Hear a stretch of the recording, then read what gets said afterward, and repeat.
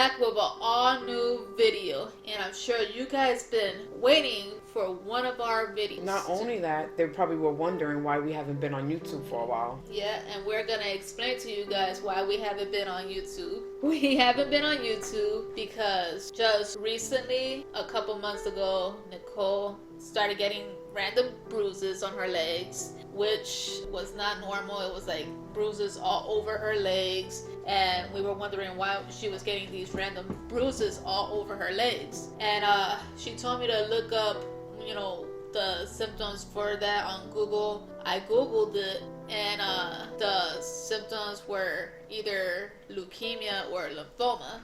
So I told her to, make it a doctor's appointment ASAP to see what's going on. And she went, she got blood work done, and the next day her doctor calls her and tells her that she needs to go to the hospital right away. And right away we already knew something was off. And she goes to the hospital, they do blood work on her, and it turned out that she did have leukemia. They didn't know how bad it was because I had to get a bone marrow done. So by the bone marrow, that's how they were gonna know how bad the cancer was. I ended up trying to do a bone marrow that day when I was in the hospital, but I couldn't do it because my body was shaking so bad that the doctor, he couldn't put the needle. Like, he numbed my back, but he couldn't put whatever that they were going to put in my back to get the bone marrow. He couldn't put it because my body was shaking really bad because I was nervous. They couldn't do the bone marrow, and they ended up getting me a room, putting me into a room. And then from there, that's when I started all my treatments. Mind you, she's in the hospital by herself because, COVID's going on. So at that moment, they weren't allowing people to go see other people at the hospital. Yeah. So she had to go through the bone marrow by herself. And, I'm here, with her mom and her cousin at her house. You don't know what to expect because, you hear the word cancer, it's like you have all these mixed emotions. You have I started bawling, crying because I didn't know what was going on with her. I didn't know if I was going to lose her, if the cancer was going to spread. All these things were going through my mind. Other symptoms I was getting too before I did my blood work, I was feeling dizzy. Sometimes I felt like I was really tired out of for no reason. And yeah, I was just getting random black and blues like we said in the beginning. She would get bruises, literally it was spots. She looked like a Dalmatian basically from all the spots all over her legs, and it was on both of her legs. And it got worse when she was hospitalized. She literally looked like she got beat up. Yeah. That's how bad her legs were with bruises. Yeah, and as I was there, my stay there, I ended up getting 6 blood transfusion. I ended up getting 6 transfusion to bring my white blood counts up. I wish I knew the name of it, but I don't know the name of it. I ended up getting a PICC line in my arm that goes to my heart so I could get my treatment done. That PICC line ended up blowing up on me because they were putting contrast to make my body glow because they were going to do an MRI. And that ended up popping in my arm, and my arm ended up getting really big, like a basketball, literally my arm was swollen. Abnormal. Yeah, it looked bad. The minute they took that PICC line out, and I went to visit her at the hospital, because then now they're allowing people to see her at the hospital. She shows me her arm was literally dangling. I'm like, what happened to your arm? That looks abnormal. And I literally had to put the PICC line in her other arm. And then they found out when they removed that, they found out there was a little slit in the PICC line, and that's why the doctors were always having trouble taking blood work out. And there was times that I would have to bend my arm a certain way for the blood to come out. So that's what was causing the doctors, giving the doctors a hard time to take blood out because they had that little slit in the PICC line. So they ended up putting another PICC line in my left arm, and then a few days later I started getting pain, my arm was hurting. It was numb, my neck was hurting me. And it comes to find out, they did a MRI, and they found out that I had a blood clog in this arm. So they ended up removing that PICC line, and then they ended up putting another PICC line back into my right arm. And then later on they removed that because of course I was gonna go home, so they had to remove it. She was in the hospital for a month and a half, basically a month and a half. She ended up in the hospital around the end of May. She didn't get home until the end of June. So she had to go through a lot. Top of that, she got sick in the hospital. She had pneumonia, called pneumonia, Yeah. I guess from us bathing her because she had a seizure in the shower. We had to mention that too. One day my mom came and she was helping me take a shower because I was so weak that I just didn't want to come out of bed or nothing. So my mom would come and take me a shower, and what ended up happening was I was taking a hot shower. I guess like from the heat of the water, I ended up like fainting. I started feeling really dizzy. Like I started seeing my mom blurriness, and I'm like, Mom, I'm not feeling good. And she came and she grabbed me because she seen that I was gonna faint, and she ended up grabbing me. My eyes rolled back. She said, foam was coming out my mouth, and she started calling the nurse, and all these nurses started running in. She said, they ended up putting me on a bed sheet on the floor, and they had to cover me because there was male nurses there too, and I was naked. They were trying to bring me back, telling me, come on, Nicole, wake up. And my mom was there. She told me everything that happened. I ended up slowly coming back, and I ended up hearing my nurse saying, come on, Nicole, wake up, you could do this. They ended up they brought this tube and all this other crap. I guess if I didn't wake up or nothing, they were gonna put a tube down my throat or give me oxygen or whatever. But thank God I ended up coming back. All the nurses, they ended up picking me up and putting me back on the bed, and they started doing all these tests after that because they didn't know if I had a seizure. But thank God it came out that I didn't have a seizure. It was just I fainted because the hot water, and I was getting arsenic, and all the pills that I'm taking, I wasn't getting enough oxygen to my brain. So something with the hot water or hot heat makes me end up fainting. So I didn't get enough oxygen to my brain, and that's what happened. I ended up fainting. So that's what happened. Well, so we thought that was the case, but then most recently she did have another episode of the same sort that she thought that she was gonna have another seizure here at the house. Bathroom was not hot. Like she wasn't taking a shower, she was just washing her face, and she thought that she was gonna faint. Like literally, she was staring at me. All she said was, babe, and I was like, are you alright? Are you alright? What's wrong? She wasn't responding to me. She had this blank stare. I tried to hold on to her because I knew something was wrong when she was just staring at me. I was holding on to her, and I'm like, babe, are you alright? Are you alright? And then she went like this. She shook her head and like snapped out of it. And she was like, I think I'm gonna have another seizure. I need to lay down. So like, I don't think that it was the heat that caused it. Yeah, the doctor said it's from the medicine because I'm taking arsenic, which arsenic, it's a medicine that could kill people. That's why I'm always constantly getting blood work done and all this other crap, and they check my heart, they check my liver, they check everything because arsenic is good for cancer patients, but then again, you got to be careful with arsenic because arsenic could kill people. Before that, I fainted going to the bus stop to get my nephew. I was waiting and it was hot that day.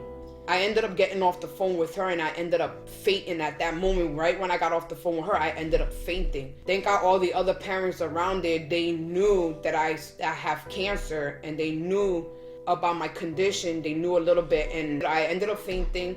And I kept telling the lady, I was like, I see everything blurry. Everything's like blurry and everything turned black.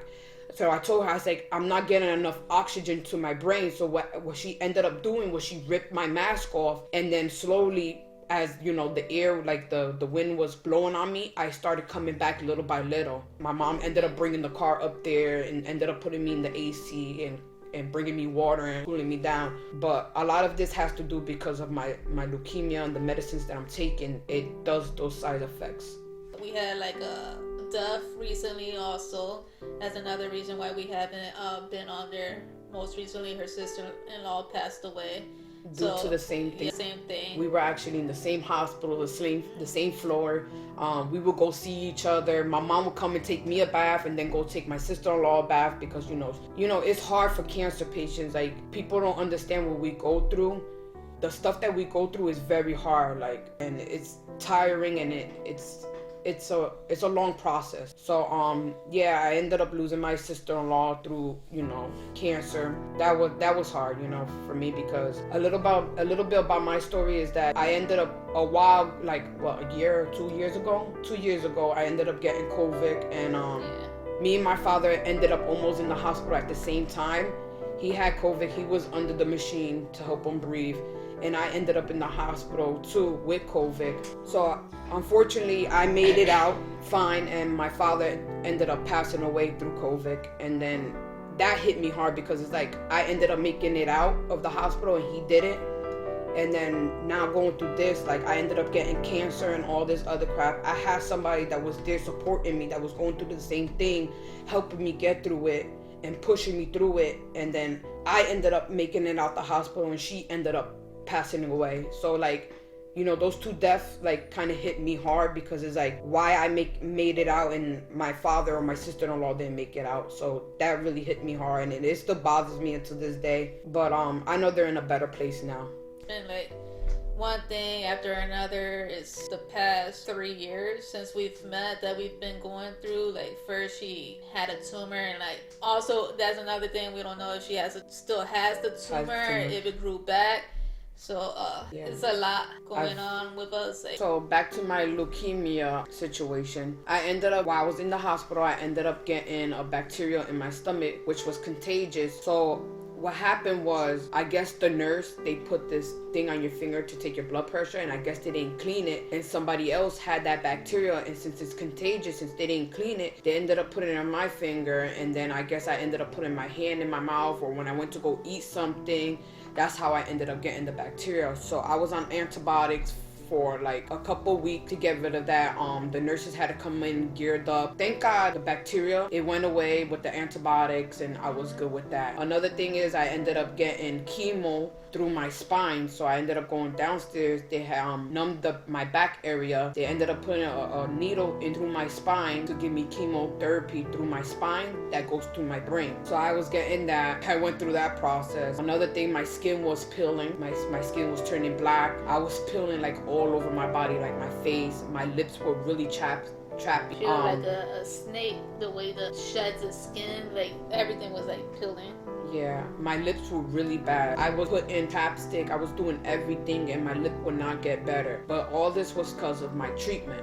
My mom would she told me like later on she would cry because she would see my skin peeling, and like literally like she would just throw water and you just see my skin just peeling. You will see the skin all in the tub. All in the tub. Yeah, it was really bad. Just me using regular soap or anything, it was burning my body. I had to use baby soap because my body was like a baby. So I ended up using baby soap, and that was helping me too. If you guys don't know what leukemia is, it's cancer in the blood. So any little thing, like she cannot get, because shaving gets cut, she could get an infection. Or like a really bad infection. A bad infection. Since my white blood counts were really, really low, they had to be careful with everything. So I had to be careful who I bring to the hospital, you know.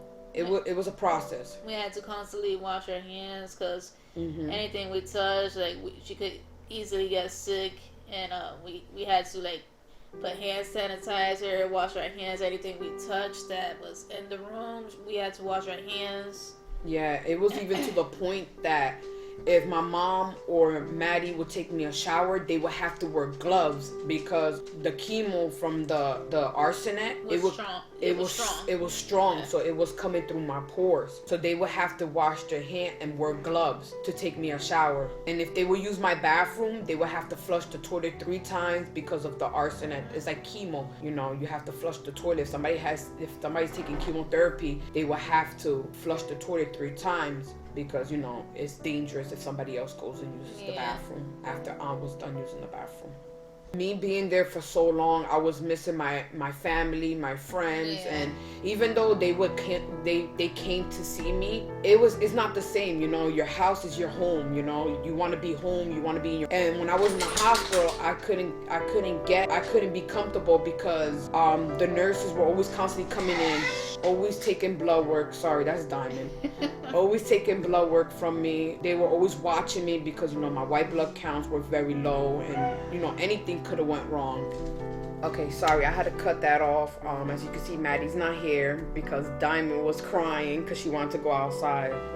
But in my time in the hospital, I was always feeling nauseous, sick, throwing up because of the treatments I was getting. It was strong for my body. I would get really bad headaches from the treatment to the point that like I felt like my head was gonna like explode. Like I've never felt headaches like that in my life. It was really bad. I ended up losing some of my hair, but not all of it. Like if somebody was taking chemo, like chemo and arson is 2 different things. But I ended up losing a little bit of my hair. My hair's like thinned out a little bit. From the treatment, my bruises ended up getting worse than when I had it in the beginning. So my bruises started off small, and then they ended up getting really, really big on my legs. I was having bruises on my leg. I had bruises on my arm. And that was from the treatment. My face and my body, my feet were swollen from all the fluids they were giving me because I needed a lot of fluids. My second bone marrow, I went for my second bone marrow, and they ended up taking me downstairs to put me under a machine to see where they're gonna do the bone marrow at. I ended up getting my bone marrow done. That was really hard for me to get done because 1, they put a needle in my back to numb my back, and 2, they were drilling into my back to get, I guess, a piece of my bone. So all that I was feeling on my back, and I was feeling pressure, and it was really hard. It hurted a lot. Thank God I had a nurse there. She sat there, she held my hand, she told me that it's okay. But thank God for that nurse for being there, talking to me, holding my hand, because I couldn't have my mother, I couldn't have my fiance there with me because of the whole COVID thing, and plus that's like a surgery, basically like a surgery room, so nobody can go in, only the nurses or a doctor. So then after that, they ended up removing my PICC line from my arm, and they told me that they were going to put a port into my chest because that's how I'm going to get my treatments done, through my port. And my port is in my chest. They put a port, the simple fact because I have really small veins, so it's hard for for them to find my veins, so that's why they put a port in my chest. So after they put the port in my chest, I ended up being in the hospital for a few days, and I ended up coming home after that. Hi, baby girl. Oh my God, You miss me? You miss me? You miss Oh, me. oh, darling girl. Oh my gosh. I told you I was coming back. You know I won't leave you. You know I won't leave you, mama. Oh. Hey, baby girl. Where you been? You miss me? You miss me? You miss me? Mwah. I love you. And I was off of treatment for a few weeks, and then after those few weeks I ended up going back to the hospital for my treatment because I wasn't done yet. So every Monday I would go for my treatment, and then Tuesday through Friday I was having treatment at my house. A nurse will come and they'll do treatment. This journey it's not easy. It wasn't easy, and it's been hard for me. It took a toll on me. I had support from family and my in-laws and everybody, but being a cancer patient ain't easy. And for those that are going through the same thing as I'm going through, don't give up. I know it's not easy in the beginning, but don't give up. It's better days to come, and I'm still in the process, still getting treatment. Now I'm not taking as much pills that I was before. I only take 1 pill, and then if I have headaches, I take a pill for my headaches. But a little encouragement word for those that have cancer. I understand it's hard, but you could get through this. You could fight through this. If I did it, you could do it. Just stay strong. Always have a positive mind. Never let any negativity come into your mind. And I just want to thank the Robert Wood Johnson in New Brunswick. Thank you to all the nurses that I had that were good to me, that helped me get through the process that I was going through. And yeah, the nurses were really good. Thank you to the doctor. Thank you everybody that was in the hospital that was nice to me and good to me. Thank you. If it wasn't for you guys, I wouldn't be able to get through those days. And thank you to my mom that helped me get through the days that that was hard for me. Thank you to my fiance, to her mother, to my cousin Stephanie. Thank you to anybody that came and visited me in the hospital. Thank you for pushing me and helping me get through this hard process. It wasn't easy, but I'm taking it day by day, and I'm still have a process to go through. And I'll be going for my 3rd bone marrow pretty soon. I don't know when, but all right, Madie's back after letting Diamond out from crying. Yeah, that's my little story of what I went through, and this is why we haven't been on YouTube for a while, because it was a long process, and it wasn't an easier process for me, and it was a lot. It's a lot of doctor's appointment and a lot of things that I had to go through. So that's why I haven't been on YouTube, me and Madie. But I just want to thank everybody that had me in their prayer. It meant a lot to us. Like, you can't believe the stress we've been through, the worrying. You never know what's gonna happen. It's like, we try to be very positive. I try to be positive for her, because Nicole, like, she likes to put herself down. Like, she thinks that she's not gonna get through things, but she's a very strong person. Yeah. And I try to remind her of that. My family try to remind her of that. Her mom. So like, we're telling her, to be positive. You're gonna get through this. You're strong. You got this. And and she made it through it.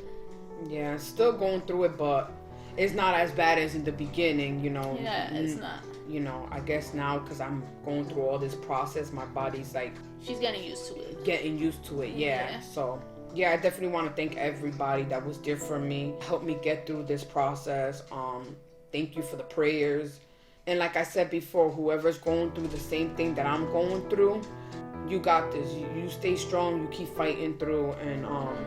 Never say never, because God has other plans for you, and He'll put a lot of blessings in your path. It's not going to be easy in the beginning, but you will get through it. You'll get through it. And even if you don't have family support, just always keep that positive mind that you're going to fight through this. My experience when I was in the hospital, I seen a lot of people that had cancer, and they were in worse condition than me. So I'm grateful that, I didn't have it bad like others. Yeah. So I'm grateful for that, and I know I have a guardian angel watching over me. I'm thankful that God let me, get through this process, and it wasn't easy.